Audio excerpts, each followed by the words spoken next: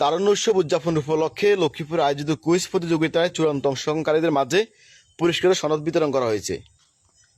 রোববার বিকেলে জেলা সরকারি গ্রন্থাগার পাঠক কক্ষে 8 শিক্ষার্থীর হাতে পুরস্কার ও সনদ তুলে দেন অতিথিরা। গ্রন্থাগার লাইব্রেরিয়ান নাফিস সাদিক শিশির সভাপতিত্ব সাংস্কৃতিক ব্যক্তি মাতাবুদ্দিন আর্য সঞ্চালনা এতে প্রধান অতিথি হিসেবে উপস্থিত ছিলেন জেলা সিভিল সার্জন কার্যালয়ের মেডিকেল অফিসার নাহিদ রায়হান। বিশেষ অতিথি ছিলেন জেলা কালচারাল অফিসার মনিরুজ্জামান মনির, কবি সাহিত্যিক আবির আকাশ, সাংবাদিক রবি সানি আকাশ, ফয়জুর রহমান রকি ও সোলোমন নিশান। বক্তারা বলেন, শিক্ষার্থীদের পরম বন্ধু হচ্ছে বই। বই পড়লে আলোকিত জীবন করা সম্ভব। স্কুলের বই পড়ার পাশাপাশি লাইব্রেরিতে এসে বই পড়লে শিক্ষার্থীদের মেধা বিকশিত হবে। প্রসঙ্গত, আয়োজিত কুইজ প্রতিযোগিতায় 10টি শিক্ষা প্রতিষ্ঠানের 300 শিক্ষার্থী অংশগ্রহণ করে।